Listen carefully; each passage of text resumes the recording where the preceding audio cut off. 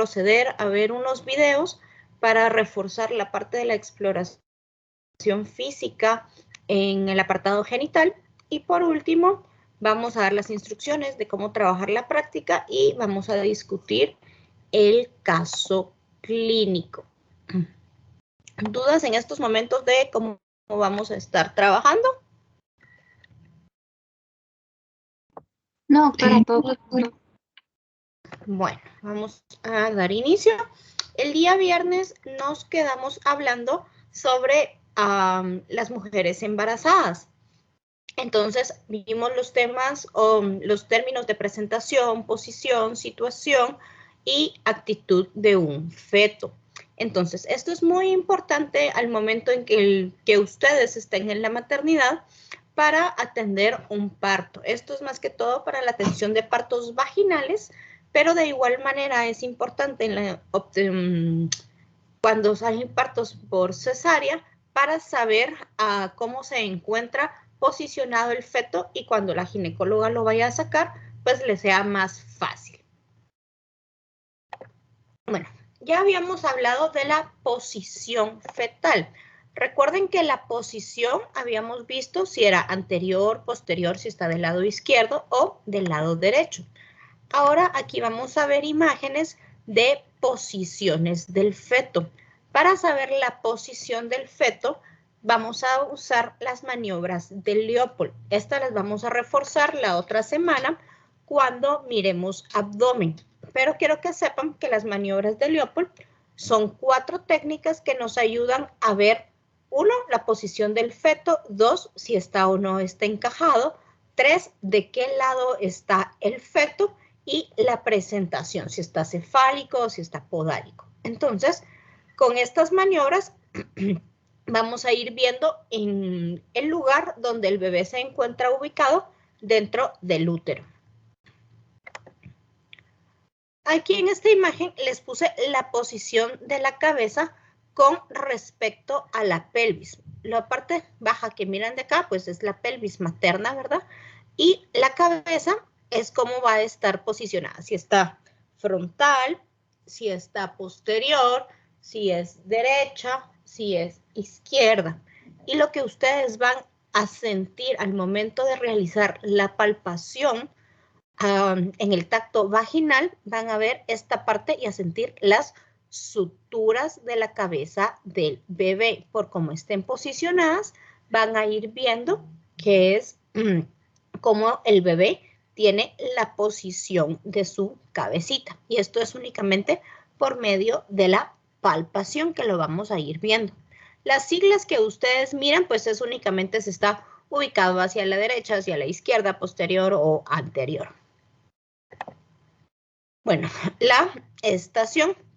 Esta estación vamos a ver lo que son las esquinas o las espinas isquiáticas de la pelvis y esto vamos a ir viendo cuánto va descendiendo el feto en relación a estas esquinas. Pues esto se da más o menos, esto de hecho se da en centímetros y nos indica que el bebé ya va descendiendo por el conducto o el canal del parto. Cuando ya pasó las esquinas isquiáticas, es que ya el bebé viene para afuera, ¿de acuerdo? Ya está prácticamente para salir. Pero todo esto, cuando se va adelgazando el cuello uterino, cuando va bajando por el canal del parto el bebé, ya pronto para la expulsión, se debe gracias a las famosas contracciones. Recuerden que tenemos 2 tipos de contracciones. Unas contracciones que se llaman contracciones falsas. Estas se llaman contracciones de Braxton Hicks. Las podemos empezar a tener desde los 3 meses de embarazo. Pero ¿cuál es la diferencia entre estas contracciones y una contracción verdadera, chicos? ¿Qué creen que es la diferencia importante acá?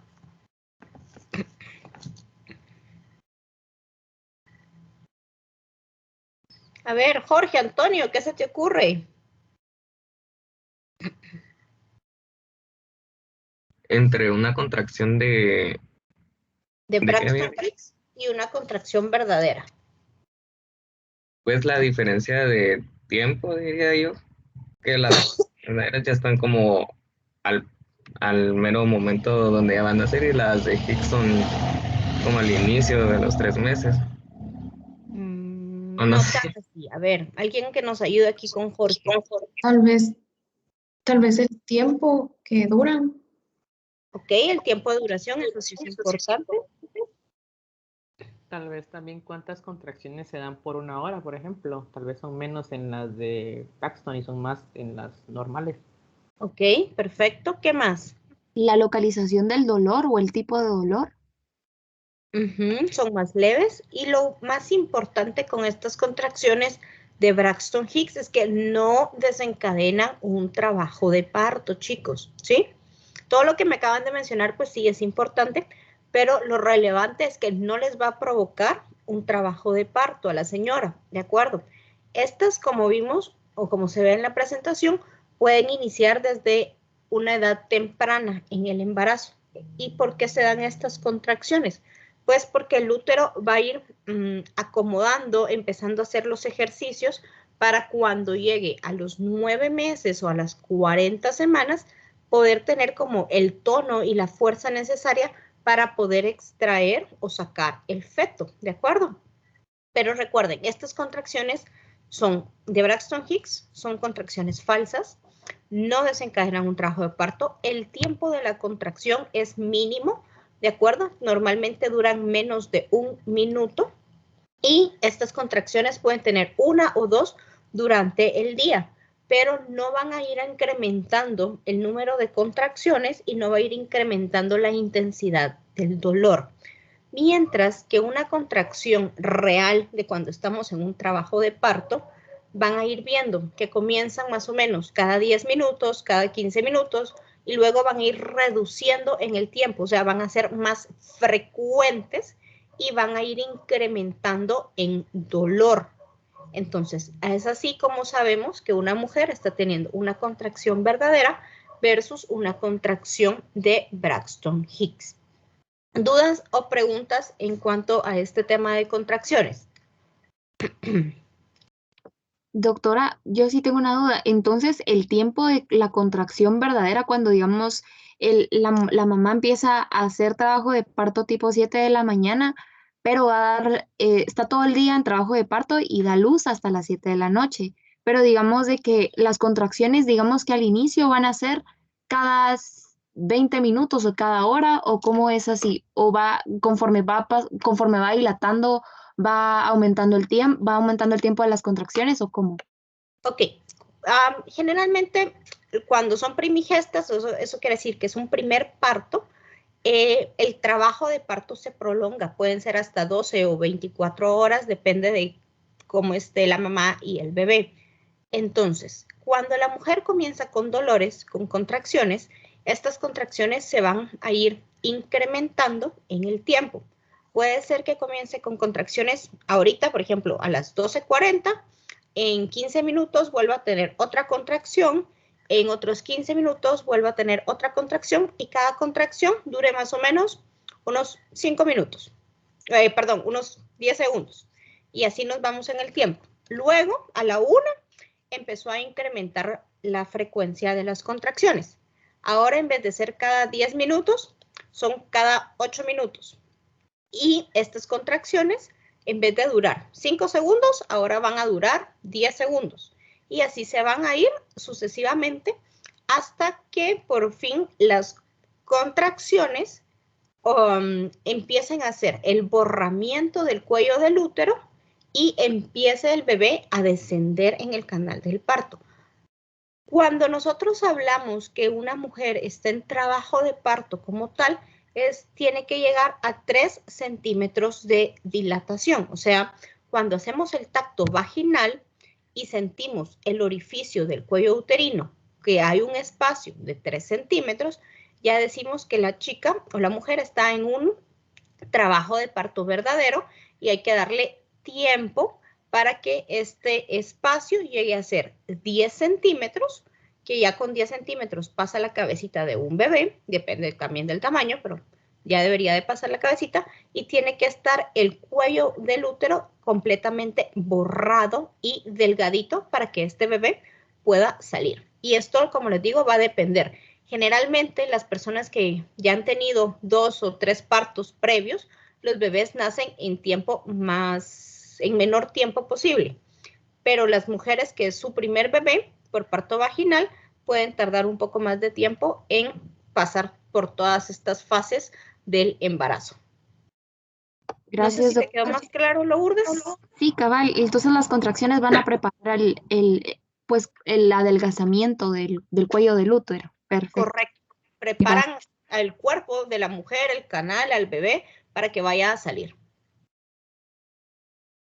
Gracias, doctora.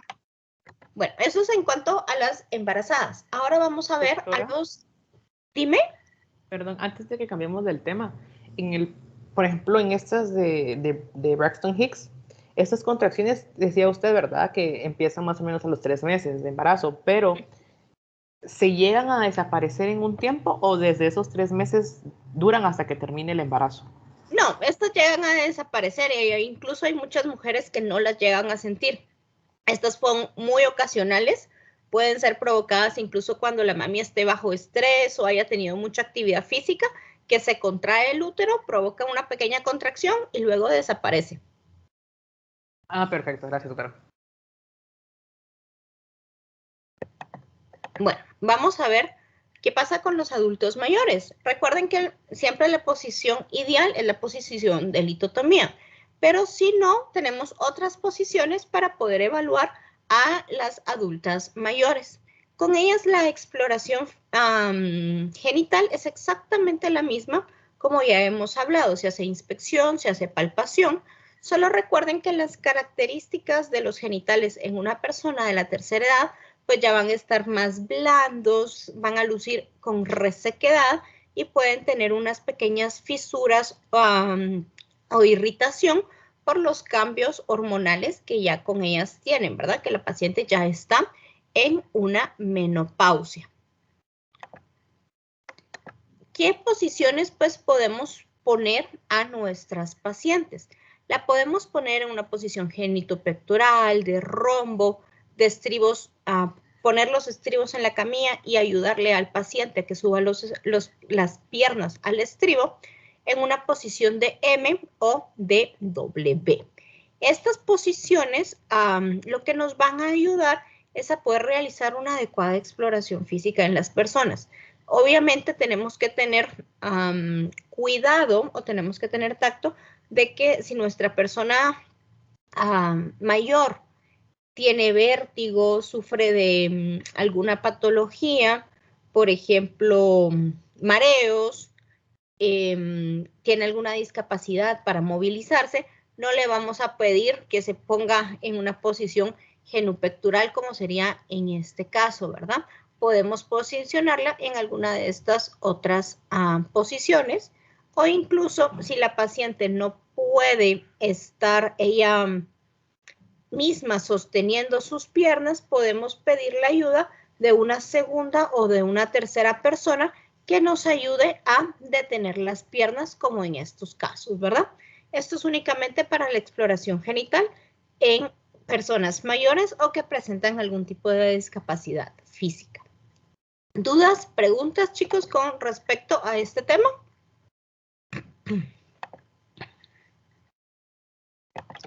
No, doctora. Bueno, ahora vamos a pasar a ver los videos.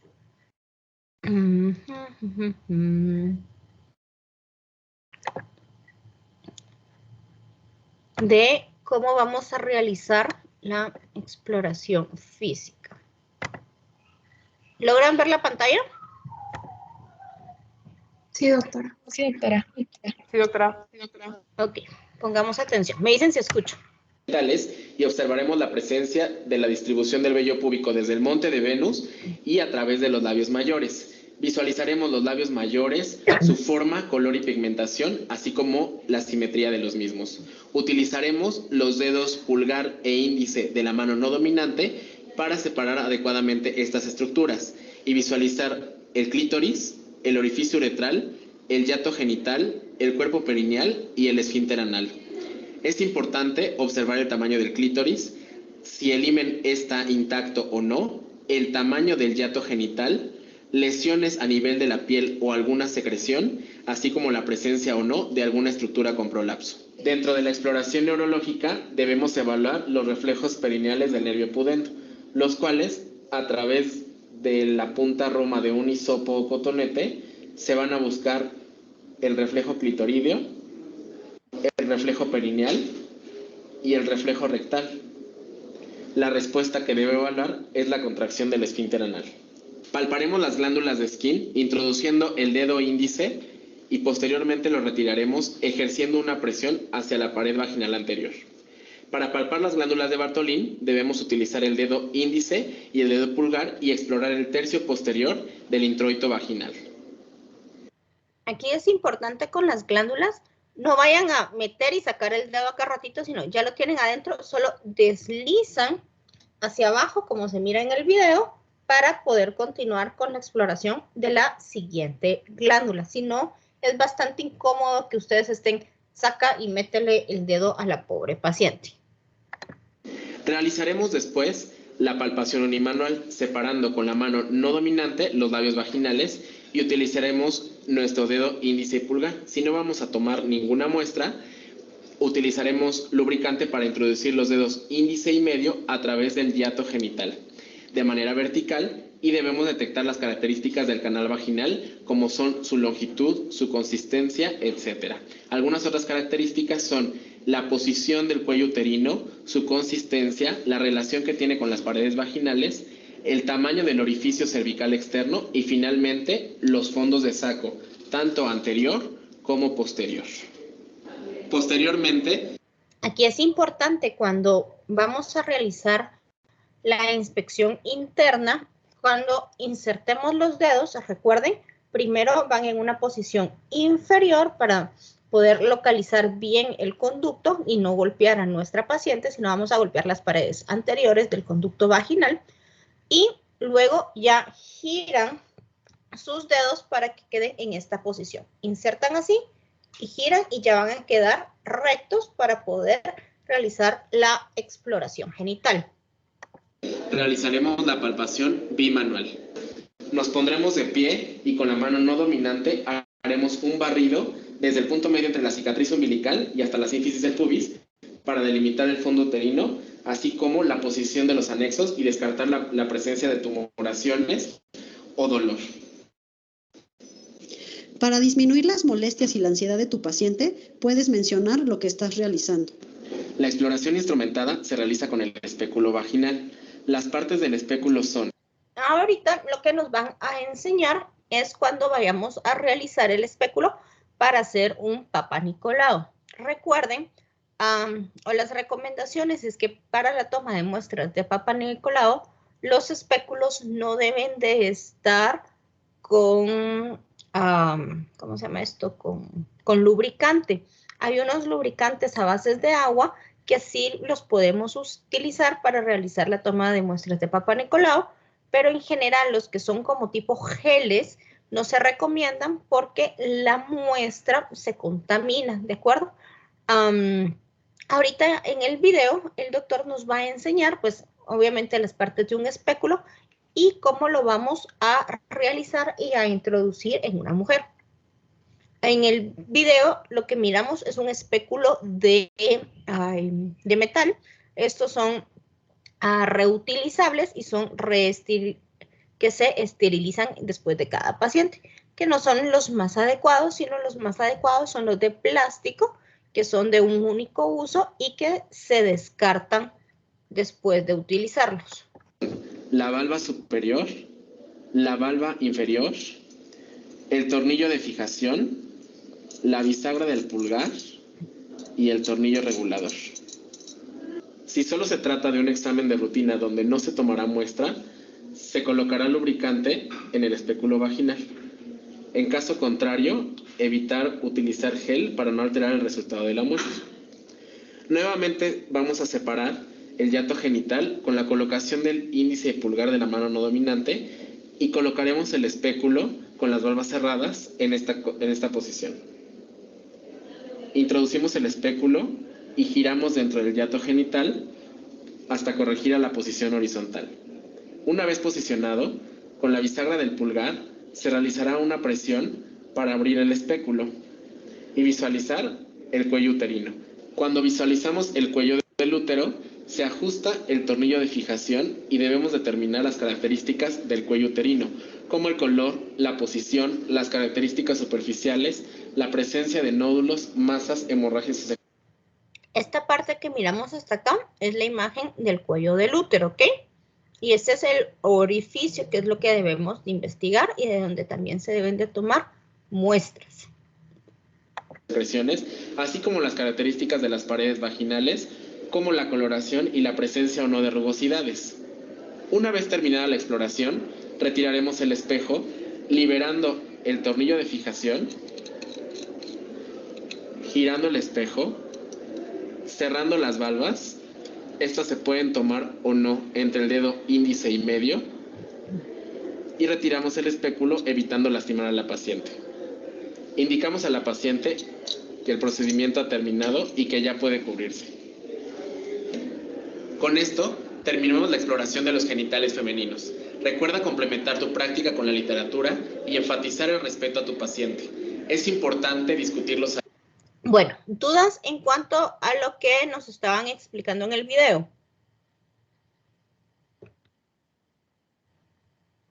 Doctora, el espéculo siempre va en dirección como metemos los dedos también, ¿verdad? Correcto, primero horizontal y luego primero vertical y luego dentro de la vagina se pone horizontal. Y va dirigido un poco inferior, ¿verdad? Correcto. Ah, ok. Gracias. Bueno, tengo una regla demasiado grande, pero...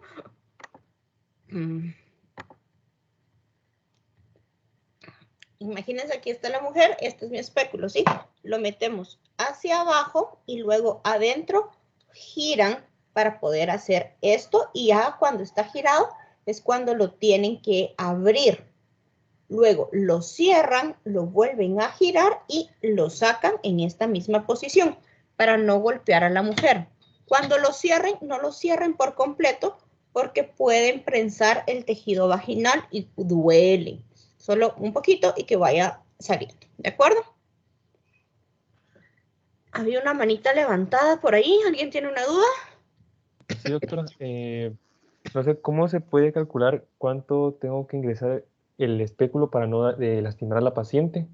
Bueno, generalmente los espéculos vienen de diferentes tamaños y de diferentes grosores. Hay espéculos incluso pediátricos, hay espéculos para pacientes que nunca han tenido relaciones sexuales o no han tenido partos y ya están como los espéculos generales para el resto de pacientes, ¿de acuerdo? Entonces, cuando tú haces tu exploración, primero la palpación con las manos y mides el conducto vaginal, te vas a dar una idea de qué tamaño de espéculo necesitas. Entonces, ya con eso vas a buscar el adecuado para tu paciente. Muy bien. Gracias, doctor. Bueno, ¿alguna otra duda? Bueno, vamos a seguir viendo el siguiente video. Esta, pues ya es una muestra de cómo nosotros vamos a tomar la famosa citohistología o el Papá Nicolau.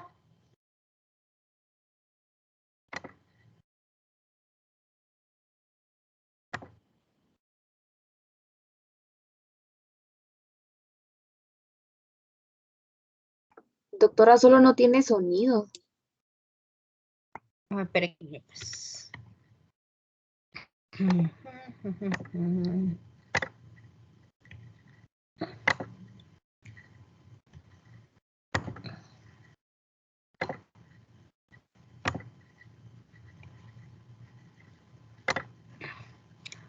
Bueno, nos estaba diciendo los instrumentos que vamos a utilizar: el espéculo, la espátula y los cepillos.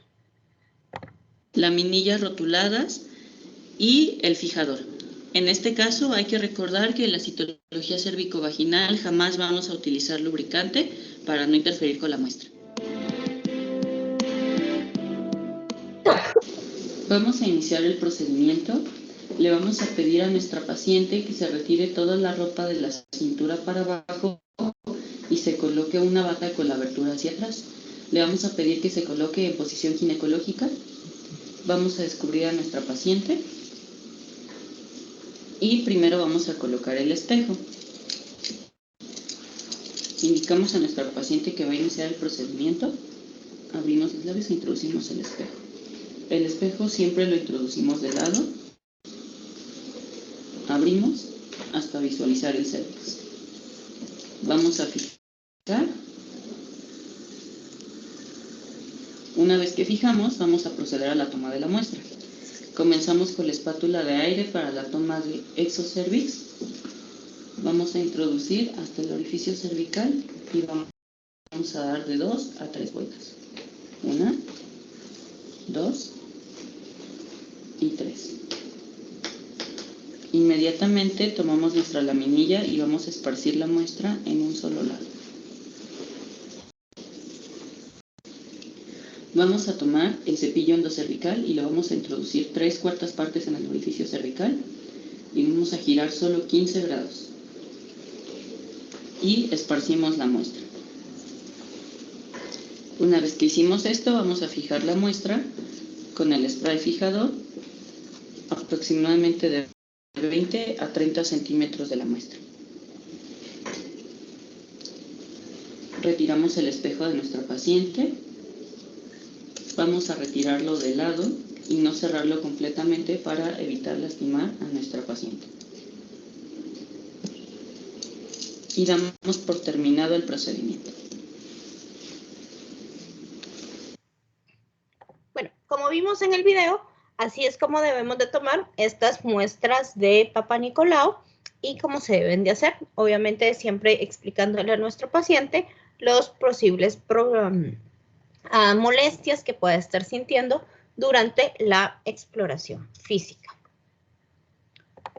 Y el último video que quiero que miremos habla sobre el tacto vaginal y sobre el parto. Dilatación. Las matronas y los ginecólogos, cuando miden la dilatación del cuello del útero, suelen hacerlo a través de un tacto vaginal utilizando los dedos índice y corazón. Para desglosar un poco más el tema, durante la exploración vaginal, la matrona evalúa 4 puntos fundamentales, que son: 1. Medir el borramiento del cuello del útero. 2. La consistencia. 3. La posición del cuello. Y 4. La dilatación. Expliquémoslo un poco mejor. La consistencia del cuello significa cómo está el cuello del útero al tacto, es decir, duro, semiblando o blando. Duro sería como si tocásemos nuestra frente, semiblando como si nos tocásemos la nariz y blando sería como si nos tocásemos el labio de la boca. Este cambio es progresivo. A medida que se acerca el momento del parto, el cuello del útero comienza a ablandarse.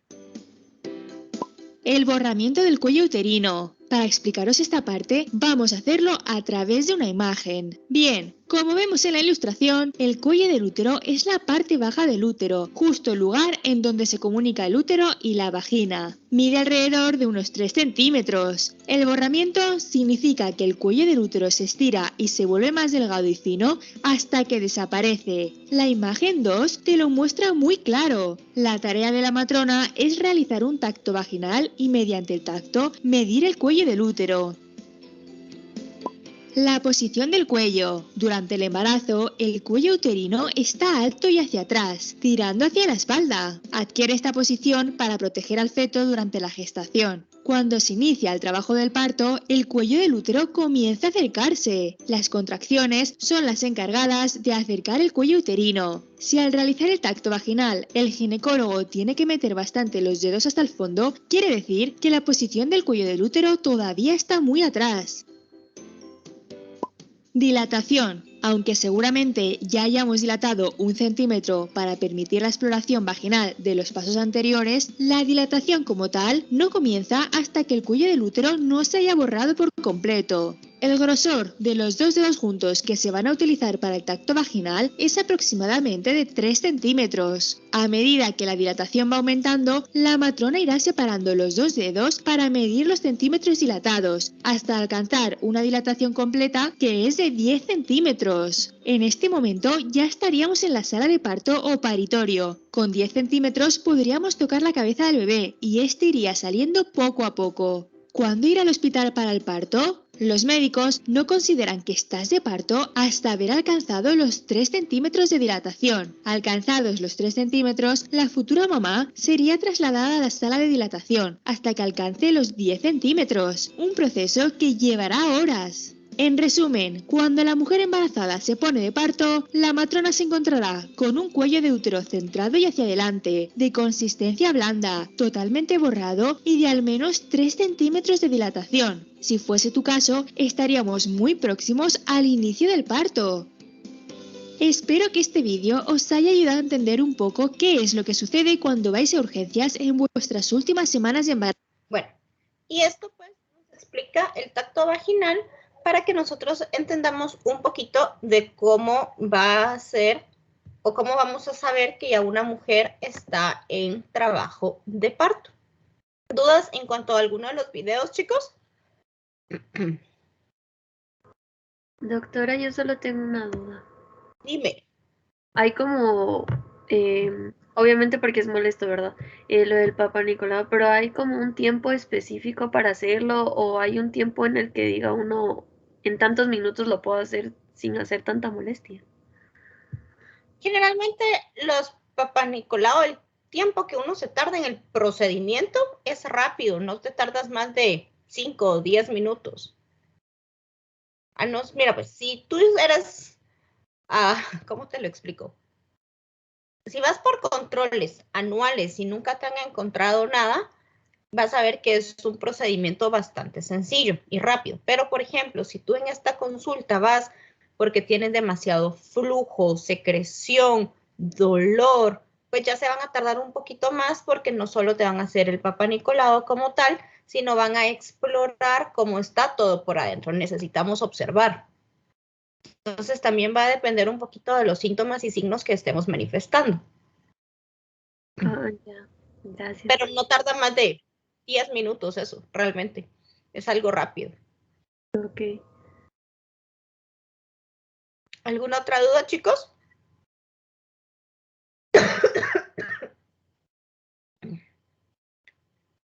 Bueno, entonces ahora vamos a pasar a explicar lo que es la práctica. ¿Cómo vamos a realizar la práctica número 6?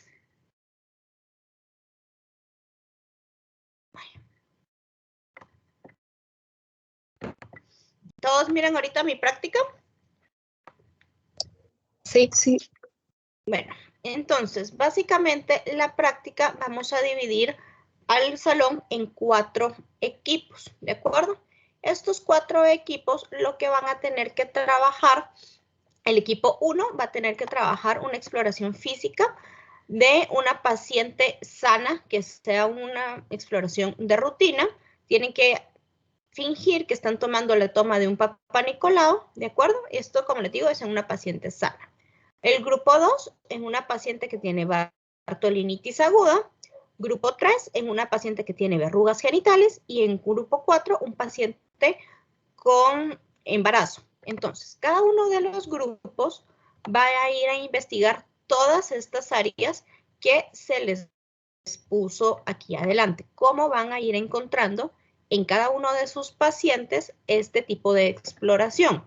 Por ejemplo, genitales externos, inspección y palpación. ¿Cómo va a estar los genitales en la paciente que tiene la bartolinitis o que tiene las verrugas? Y tienen que ir desglosando cada una de las características que se les pide a continuación.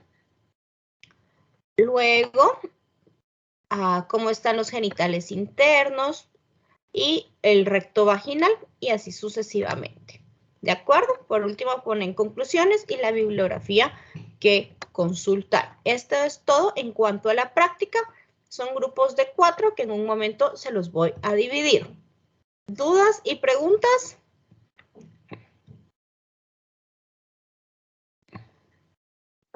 Todo esto para este periodo, ¿verdad? No, la práctica la vamos a trabajar para el día viernes. La tienen que entregar el día viernes, como siempre. Ah, muy bien. Gracias, doctora. Sí, no te preocupes, Lourdes. Lo que vamos a empezar a discutir ahorita es el caso clínico, que también los voy a dividir en 4 grupos, ¿verdad? Que van a ser los mismos 4 grupos de la práctica y del caso clínico. y vamos a empezar a discutir en nuestro caso clínico, ¿ok? ¿Ya todos tienen abierto su caso clínico? Ya, doctora. Ya.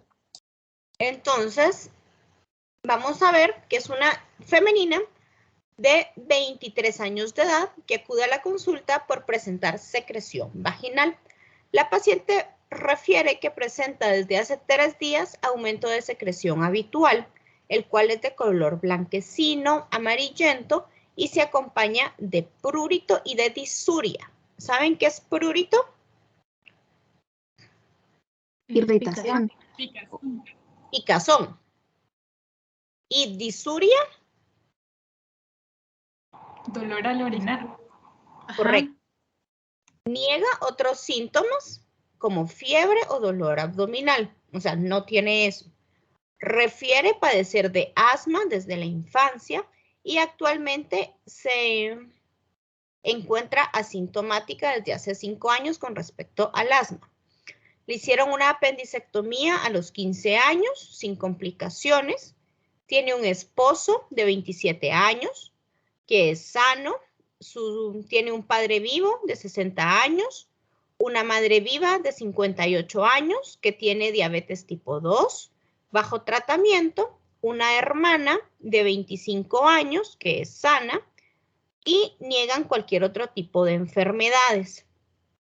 Ella es estudiante universitaria, vive con su esposo en un apartamento, cuenta con todos sus servicios básicos, refiere esquema de vacunación completo, incluido COVID, practica ejercicio de bicicleta estacionaria 40 minutos al día, refiere seguir junto a su esposo las recomendaciones de la nutricionista, no tabaco ni alcohol, únicamente social sin llegar a la embriaguez.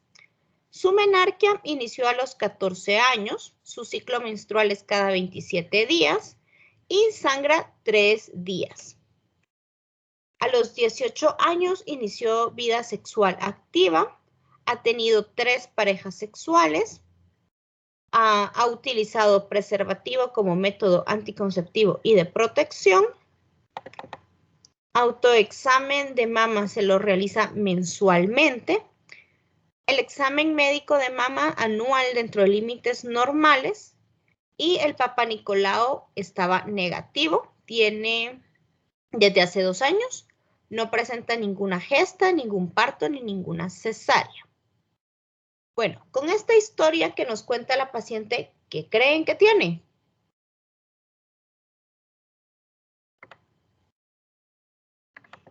Una infección, tal vez. Puede ser una infección. ¿Qué más puede tener?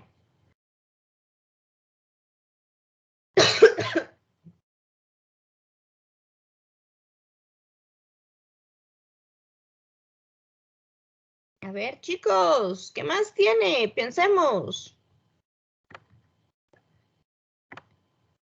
A ver, María Cristina. Yo había pensado también lo de una infección por los signos que había presentado, pero Ok, ¿qué más? Marcos. ¿Qué otra cosa se te ocurre? No sé si ella se encuentra en periodo de embarazo, ¿puede ser? No creo. No, Por nos la- dijeron que no tenía nada de eso. Entonces puede ser más una infección, doctor. Puede ser, muy bien. Podríamos sospechar también de un embarazo, pero habría que realizarle qué preguntas, pues si tú estás sospechando de un embarazo.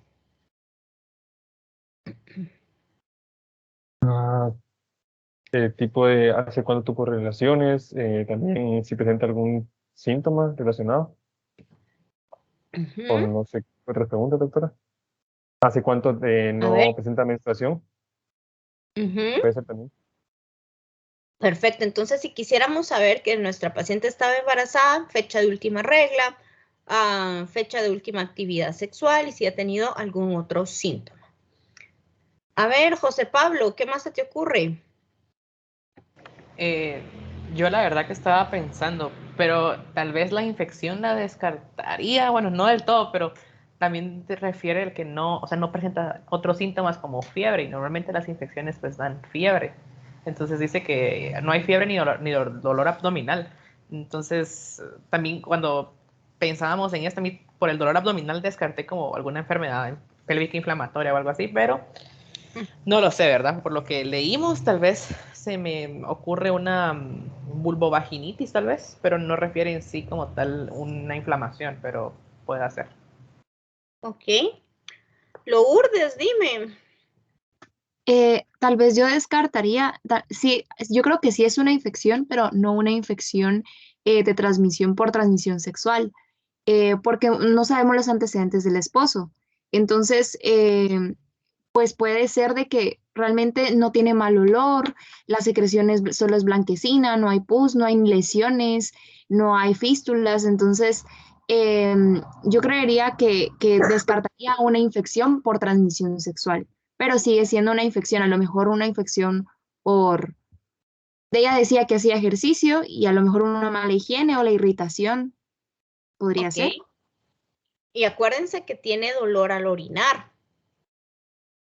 No olvidemos ese detalle. Sí, Bueno, una infección urinaria.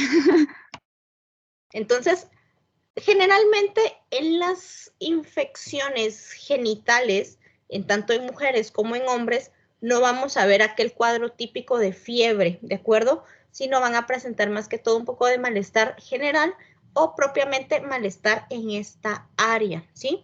Las chicas que han tenido infecciones urinarias o infecciones vaginales, obviamente no de transmisión sexual, sino por mala higiene o por uso de ropa no adecuada, más que todo manifiesta dolor, ardor, picazón, y solo en el área genital. No van a presentar así, ay, tengo fiebre y dolor de cuerpo y me estoy muriendo, no, sino es únicamente más local, igual que en los hombres. Incluso muchos hombres, cuando miremos ese tema, van a ver que ellos pasan sus infecciones sexuales, pasan casi que desapercibidas en las primeras etapas hasta que ellos tienen la gran secreción o alguna manifestación en piel, van a preocuparse o a percatarse de que algo pasó, ¿verdad? Bueno, vamos a ver qué nos dice el examen físico. Dime. Un diagnóstico diferencial de esto podría ser la vaginitis. Correcto. Y al final, ¿la vaginitis qué es? Es una inflamación. Es una inflamación, infección de la vagina. Vamos a ver qué es lo que nos está teniendo esta chica. Bueno, dice que tiene 80 pulsaciones por minuto, una frecuencia respiratoria de 13, la presión arterial de 120/75, tiene una temperatura de 36.2 grados centígrados, pesa 126 libras, mide 1,67 m. La paciente con edad cronológica habitual a la aparente, consciente, orientada, sin problemas emocionales ni de comunicación, cabeza, cuello, tórax, abdomen adecuados para la edad y sexo. A la exploración ginecológica se aprecia una vagina amplia, elástica, útero normoposicionado con abundante secreción blanquecina y de aspecto grumoso no maloliente. Bueno, ¿qué piensan de ese examen físico, chicos? Yo creo que la descripción de la secreción nos indica un poco más a lo que ya estábamos hablando, de una vulvovaginitis, pero justo en el libro mencionaba que puede ser por Candida albicans, creo que así se pronuncia. Y correcto. Justo esa es como la descripción de la secreción, que es blanca y grumosa. La cándida es un tipo de hongo, ¿verdad? Que le puede dar a la mujer infecciones de este tipo. Son muy habituales y no es secundario a una infección de transmisión sexual. Así que no se vayan a asustar en ese aspecto. Realmente signos vitales de la paciente diríamos que está bien, a no ser que es por el flujo vaginal que nos describe, nada más de qué preocuparnos. Vamos a ver qué dice el Papá Nicolau que le tomaron. Miren, esto, la imagen, ustedes miran mi documento en Word. No, doctora. No.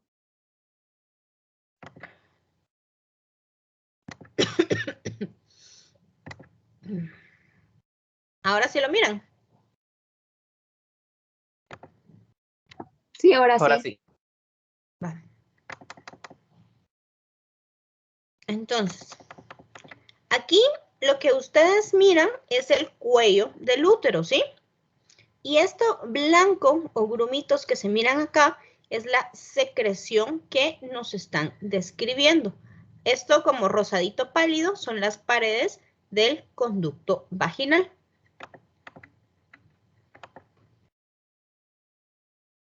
Entonces le deciden tomar un frote de la secreción y observarlo bajo el microscopio. Entonces, cuando ellos miran bajo el microscopio, obviamente evidencian cándida, que es este tipo de hongo blanquecino que vamos a ver acá, y le dan un diagnóstico de una vulvovaginitis por cándida. Y esto, pues, el tratamiento es bastante sencillo, antimicóticos, tópicos, como clotrimazol, miconazol, los famosos óvulos de Canesten B y esas cosas por el estilo. Dice, la evolución de este caso, en donde la cándida no es complicada, es únicamente un tratamiento tópico para eliminar los síntomas de nuestros pacientes. Entonces, ¿qué les pareció este caso? ¿Qué piensan de esta paciente, chicos? Tal vez necesita mejor higiene, porque a veces suele pasar por eso, ¿verdad? Sí, correcto. ¿Cómo debería de ser la higiene ideal en las mujeres? Se deben de limpiar de enfrente, o sea, desde la parte vaginal anterior hacia atrás o de atrás hacia adelante. De anterior a posterior. Anterior a posterior. Correcto, de anterior a posterior. ¿Por qué? Porque si la higiene es de posterior a anterior, pueden traer como las bacterias del recto y se pueden infectar. Correcto, podemos contaminar el área. Entonces, esto es importante. Bueno, ¿qué vamos a tener que hacer ahora? Vamos a contestar cada una de las preguntas. Cada grupo tiene que contestar sus preguntas. Vamos a identificar los apartados de la historia clínica, o sea, datos generales, motivo de consulta, antecedentes, y vamos a poner lo que se describe en cada uno de los apartados dentro de la tabla. Vamos a analizar los signos vitales. Vamos a describir la exploración física genital femenina. Vamos a hacer una tabla donde podamos describir las partes que nosotros sentimos que el caso no nos contó. Por ejemplo, la exploración genitoanal o cualquier otra cosa que hubiéramos querido saber que el caso no nos dijo que hicimos, ¿de acuerdo? Y por último, vamos a hacer una revisión bibliográfica, obviamente, de la patología que tiene nuestra paciente, que es una vulvovaginitis por cándida. Y a poner las referencias bibliográficas. Para esto también los voy a dividir en grupos. Ahorita únicamente los voy a dividir en sus grupos para que se conozca. Estos grupos van a trabajar tanto el caso clínico como la práctica y tienen como siempre hasta el día viernes a las 8 de la noche para entregar sus trabajos. ¿Alguna duda? ¿Alguna pregunta? Entonces, ¿ahorita qué hacemos? Ahorita solo los voy a dividir para que sepan con quiénes están. En 5 minutos que ustedes empiecen a poner de acuerdo cómo van a trabajar, los regreso y ya se pueden retirar de la clase. Gracias. Doctora, solo una pregunta. Yo no comprendí bien el punto 3 porque dice, identifique y escriba la descripción de la exploración física de genitales femeninos. Y dice, ¿a qué parte de la exploración física de genitales femeninos corresponde dicha descripción? O sea, tenemos que catalogar como que, inspección, palpación y así, ¿o cómo? Correcto, puede poner inspección y buscas tales cosas. Palpación, buscas tal otra. Ok, Obviamente perfecto. con referencia a lo que nos contó el caso clínico. Sí, pues, o sea, que leemos el caso y decimos a la inspección se evaluó esto y esto y esto, y a la palpación esto y esto del paciente como tal. Correcto. Gracias. Bueno, ahorita los voy a mandar a sus salas, pues.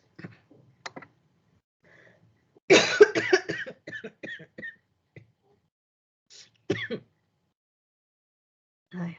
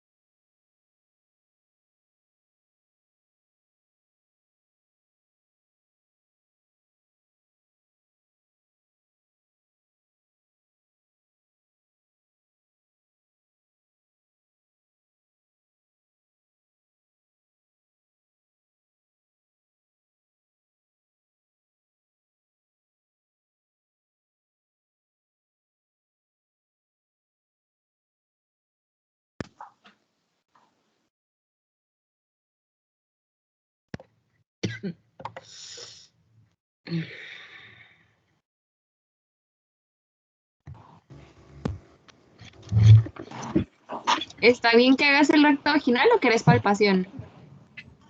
O la gran chucha, perdón. Hola, ya regresamos. Bueno, chicos, ¿dudas en cuanto a la clase o en cuanto a la exploración genital femenina?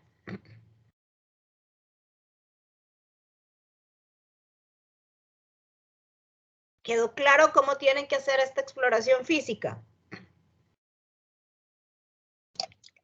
Sí, doctora. Sí, doctora. Ok. ¿Dudas en cómo van a trabajar la práctica o el caso clínico?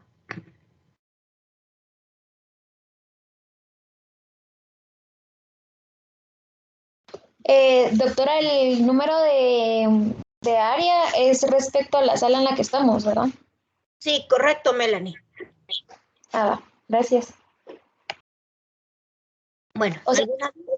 perdón, si son 8 incisos, son 8 párrafos de exploración física. Tiempo, ¿de qué me estás hablando? Perdón. De la práctica, es que dice...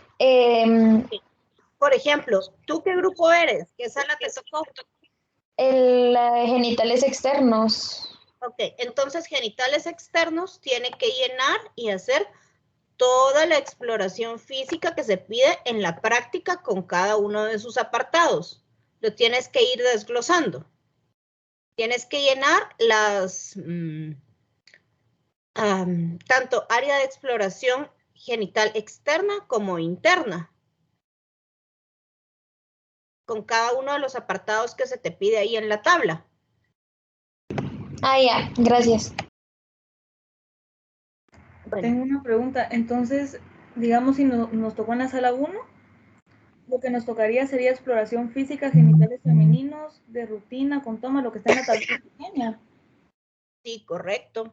Ah, bueno, gracias. Lo que está en la tabla pequeña que dice 1, 2, 3, 4 y hay alguna patología o algún tema, sala 1 hace el apartado 1, sala 2 hace el apartado 2, sala 3 el apartado 3, sala 4 el apartado 4, pero tienen que investigar todo lo que se les pide en ese apartado.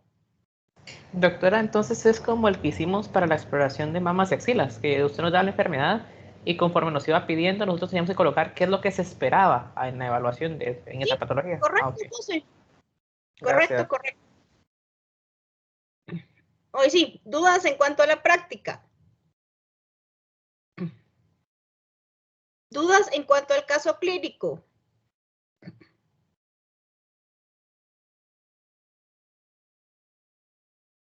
Creo que no, doctora. Ok.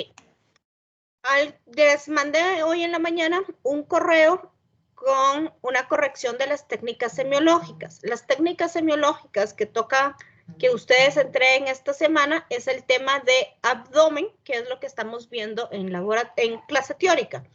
Van a encontrar que vienen genitales femeninos, luego masculinos y el último abdomen. No pasa nada, se puso desorganizada esas hojas. Solo busquen el siguiente que corresponde al tema de la semana, ¿ok?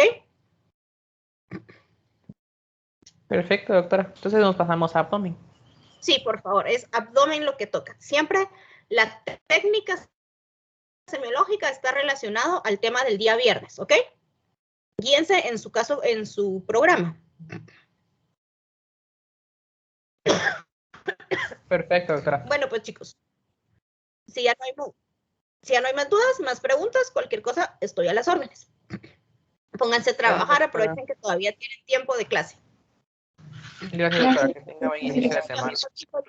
Gracias, doctora. Gracias, doctora. Feliz día. Gracias, chicos. Que se mejore.